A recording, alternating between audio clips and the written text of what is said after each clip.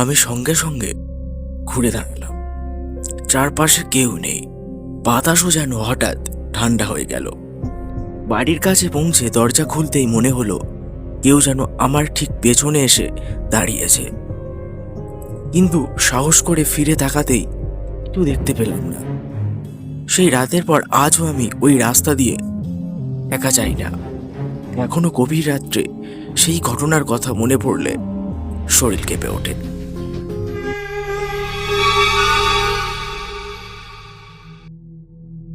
নমস্কার, আমি পবিত্র দেবনাথ, আর তোমরা শুনছো পটলদা ইউটিউব চ্যানেলের এক ভৌতিক ঘটনা।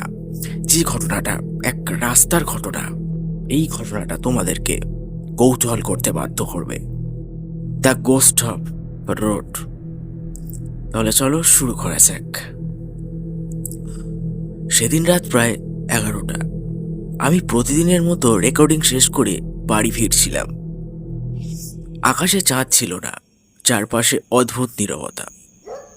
গ্রামের রাস্তা প্রায় ফাঁকা বললেই চলে, কিন্তু আমার হঠাৎ মনে হলো আমার পেছনে কেউ হাঁটছে।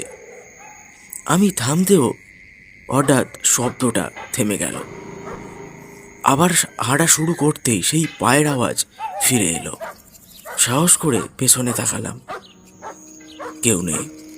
আরো কিছু দূরে এগোতেই রাস্তার পাশে একটা পুরানো বটগাছের নিচে সাদা কাপড়ে পরা একজন দাঁড়িয়ে থাকতে দেখলাম।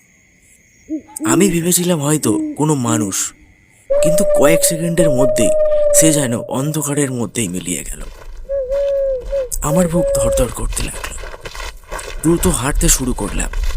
ঠিক তখনই কানের কাছে খুব আস্তে আস্তে গলা ভেসে এলো, এত তাড়াহুড়ো কেন? আমি সঙ্গে সঙ্গে ঘুরে দাঁড়ালাম। চারপাশে কেউ নেই, বাতাসও যেন হঠাৎ ঠান্ডা হয়ে গেল। বাড়ির কাছে পৌঁছে দরজা খুলতেই মনে হলো কেউ যেন আমার ঠিক পেছনেই এসে দাঁড়িয়ে আছে, কিন্তু সাহস করে ফিরে তাকাতেই কিছু দেখতে পেলাম না। সেই রাত্রের পর আজও আমি ওই রাস্তা দিয়ে একা যাই না।